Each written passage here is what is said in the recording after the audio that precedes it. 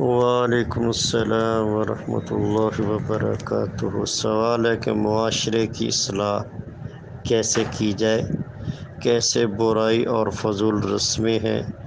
جو کہ اسلام میں اجازت نہیں کاموں کی، ایسے کاموں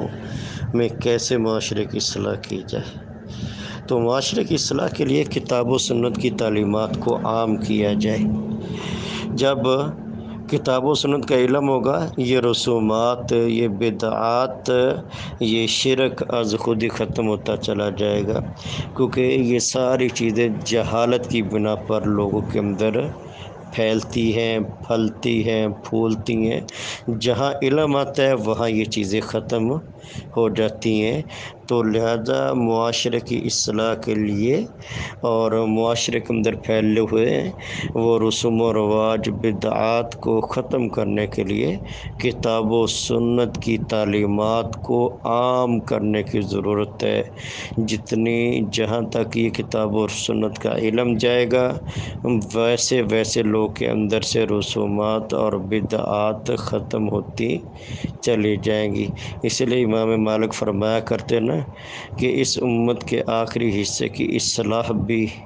اسی چیز سے ہوگی جس چیز سے اس امت کے پہلے حصے کی اصلاح ہوئی تھی۔ پہلے حصے کی اصلاح کس کے ساتھ کی گئی؟ قرآن مجید اور پیغمبر علیہ الصلوۃ والسلام نے قرآن کی تشریح کے ذریعے ان کی اصلاح فرمائی تھی۔ تو جیسے امت کے پہلے لوگ جو انتہائی جاہلی معاشرہ تھا، بگڑے ہوئے لوگ تھے، اخلاقی اقدار انتہا درجے کی گری ہوئی تھی، تو ان کی قرآن اور پیغمبر کے بیان کے ذریعے ان کی اصلاح کی گئی، تو بعد میں آنے والے لوگوں کی اصلاح بھی اسی کے ساتھ ہی ہوگی کہ کتاب و سنت کو تمسک کیا جائے، مضبوطی سے تھاما جائے، اس کا علم سیکھا جائے، سکھایا جائے، پڑھا جائے، پڑھایا جائے، اس پر عمل کریں، لوگوں کو عمل کرنے کی ترغیب دلائیں، رغبت دلائیں، تو معاشرے سے وہ یہ ساری رسوم و رواج وغیرہ جو ہے یہ بدعات ختم ہوتی چلی جائیں گی۔ اور ایسی ہندوستان کے ایک عالم گزرے ہیں، عبدالرزاق ملیح آبادی،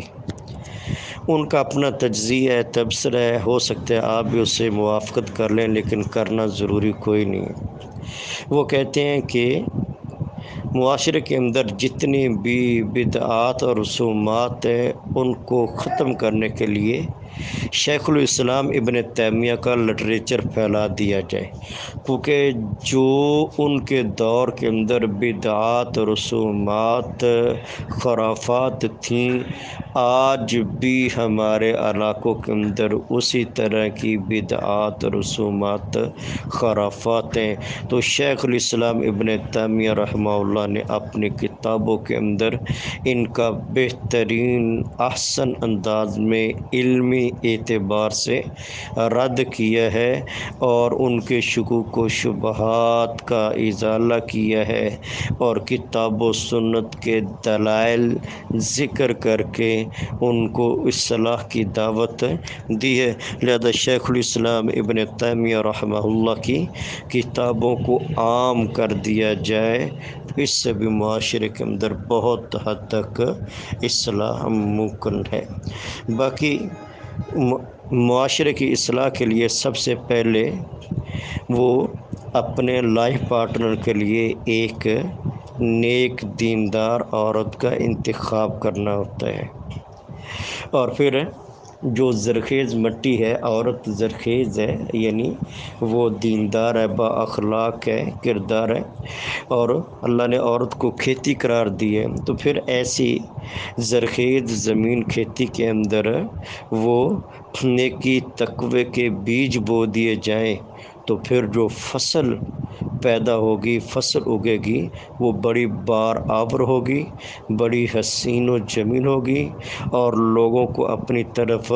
کھینچنے والی ہوگی۔ یعنی ایسا میاں بیوی کا جوڑا، پھر ان سے آگے جنم لینے والی اولاد جن کے اندر ماں باپ کی نیکی، تقوی، پرہیزگاری، للہیت، خوف خدا، ہیبت رب تعالیٰ کی جلال عظمت کے اثرات ہوں گے،